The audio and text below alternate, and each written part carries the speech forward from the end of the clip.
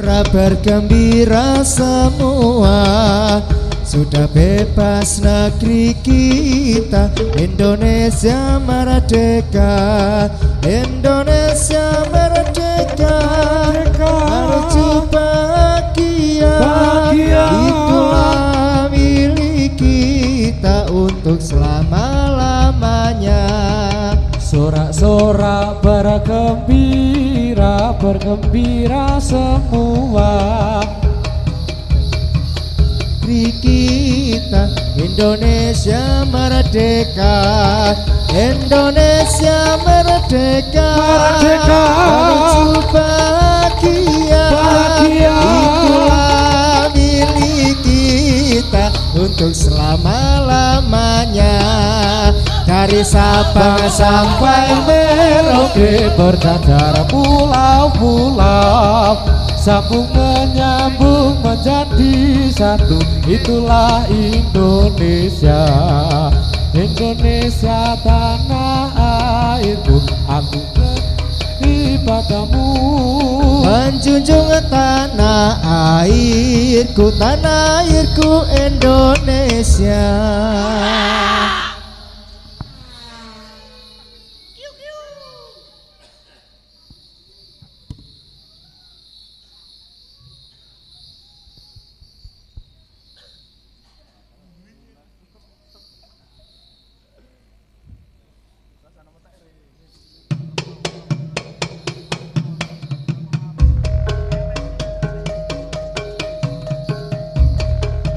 Nek pinggire Bengawan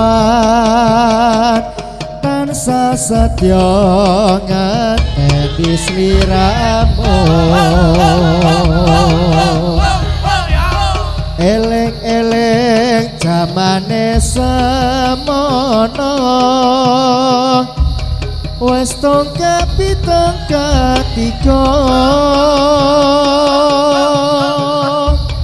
Neng pinggire Bengawan saben-saben mau tansah kelingan. Mus prasetyo ing janji kang suci, ing lair terus ing ati. Senadyan kaya ngopo manungsa mong bisa ngreka lan jangka. Gusti kang paring idi lan pasti, kita sadar mong nglampahi. Neng pinggire Bengawan wayah sore tansaya kelingan. Kawan-kawan esemu cahayu, gawe sedih ngatiku. Neng pinggire Bengawan wayah sore tansaya kelingan. Kawan-kawan esemu cahayu, gawe sedih hatiku.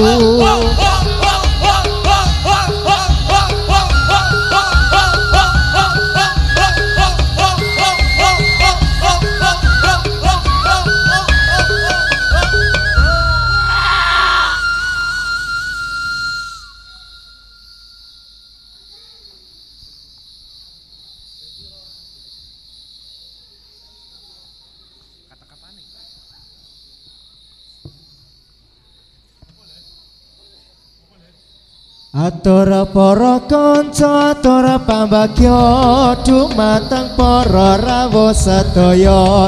Matur nuwun saterawanya ing pakempalan dalu punika.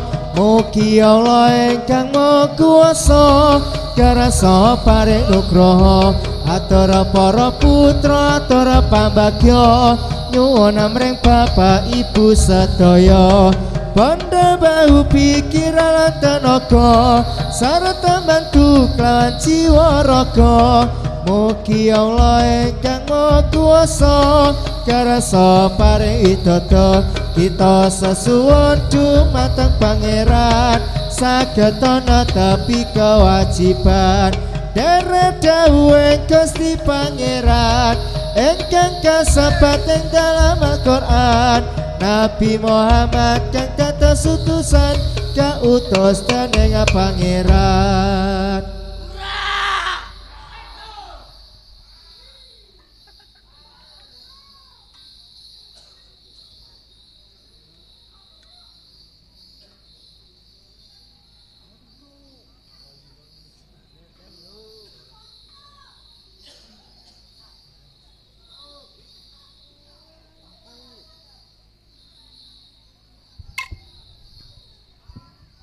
Ora nyono ora ngira kowe medhot taline asmara tresnaku kang tulus suci rambok jaga malah mbok mblenjani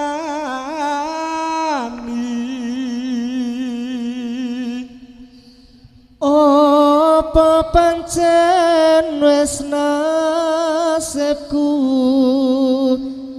kudu pisan karo sliramu senajan apa jroning ati nanging aku ra bisa ngoncati apa wis ora kelingan sumpah janjimu mung marang aku sinejan lintang rembulan jarine tresnomu mung kanggo aku wis nganti talong ketiga nanging sliramu ora kirim warta barang saiki wis teko kowe malah gandeng iya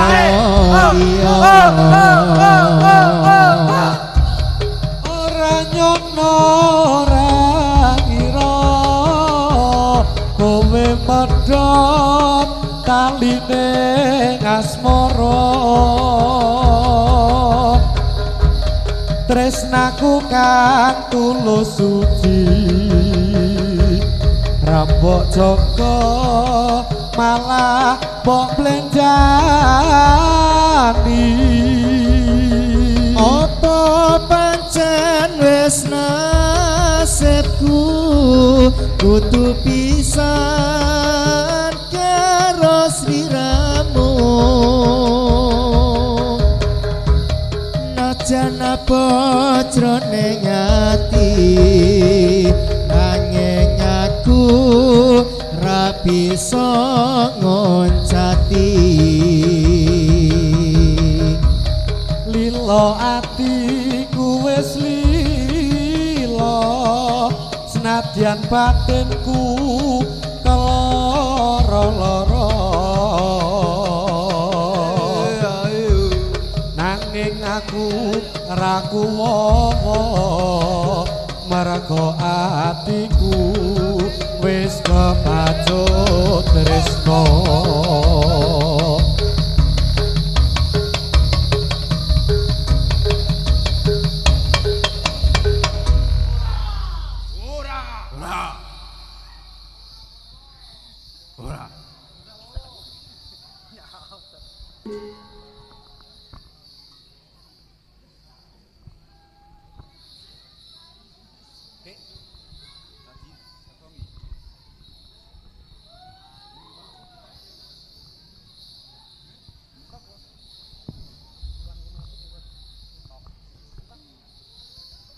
Ayo kanca-kanca padha suka-suka supaya gembira kancane pamuda sebab batu iki perayaan gede. Ayo padha sura ore lan kabeh kancaku yen pinuju mlaku kudu lagu-lagu lan kanthi persatu aja sesungaran kudu sing aturan munda kaya kewan mau rebutan pangan aja padha gelo aku ingkang jaga kancane pamuda sing rupane ala nadyan rupa ala nanging rasa bodo mula dipilolo kancane pamuda lan weleng kaula datang para mriksa sampun ngolo-olo awet tunggal bangsa lan weleng kaula datang para mriksa sampun sambi nyacat mangke damasiat kados sampun cekap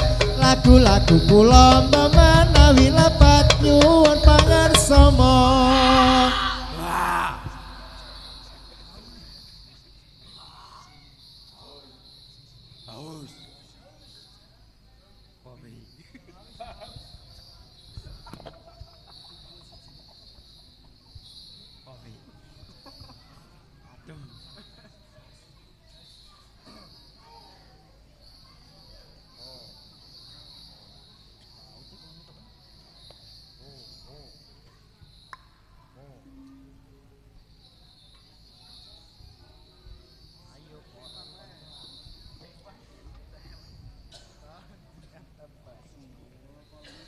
Sadat loro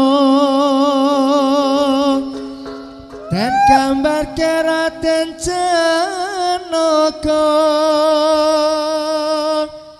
salat kang kuat dan gambar kewarku terang kang bisa ngrampungi perkara jajan agama nalika lagi perang tempur Bratayuda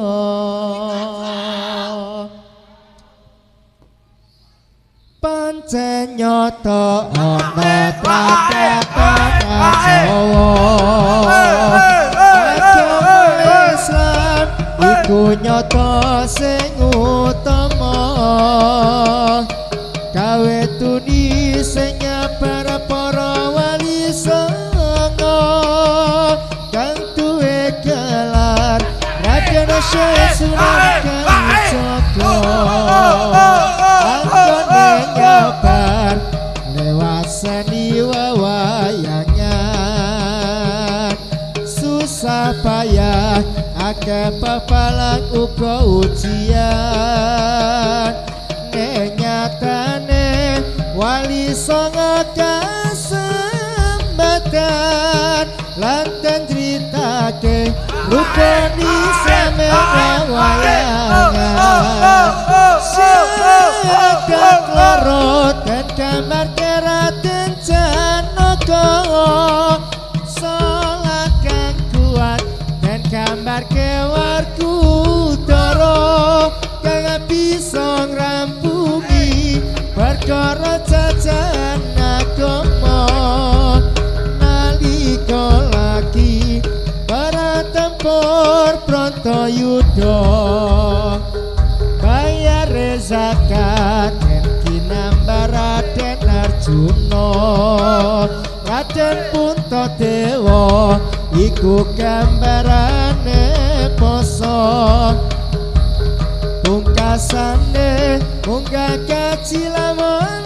kuwasa kinambar Kresna dadi raja ing Astina sedat loro dan gambar keraten Janaka salat kang kuat gambar kewarku tero kang bisa ngrampungi perkara jajan agama nalika lagi para tempur Bratayuda bayar zakat dan kinambah Raden Arjuna Raden Puntadewa iku gambarane poso lan pungkasane munggah kaji lamun kuwasa kinambah Kresna dadi raja ing Astina.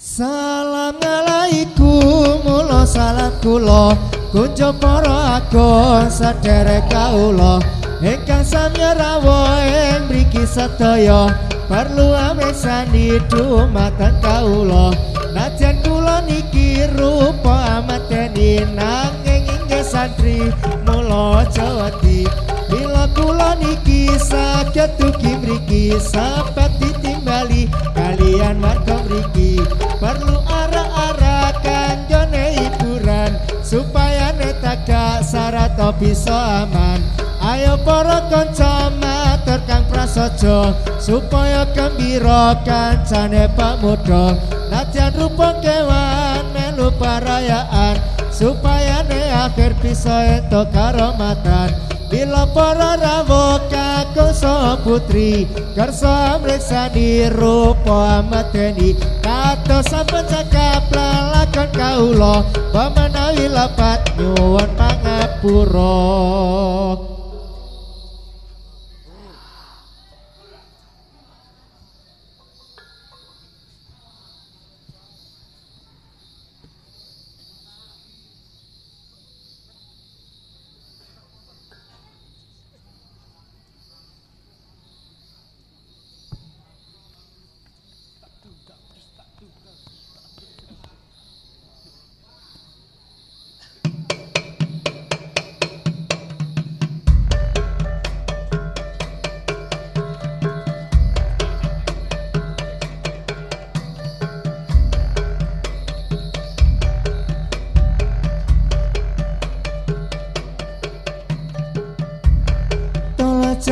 Jae jatol jae di kontol jare panyandoke bajel kari siji tola jae jatol jae di kontol jare panyandoke bajel kari siji panase ning alon-alon eyo tenan kula omah eyo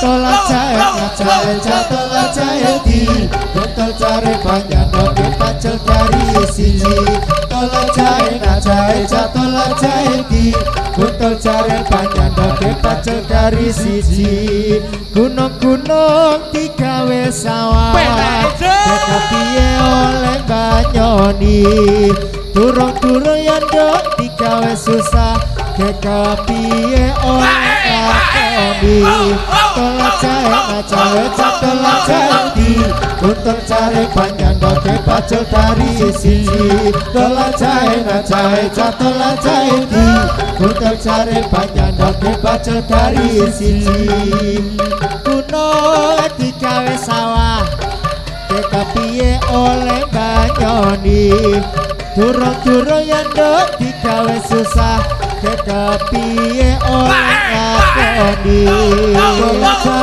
jae jatol jae di kontol jare panyandoke bajel kari siji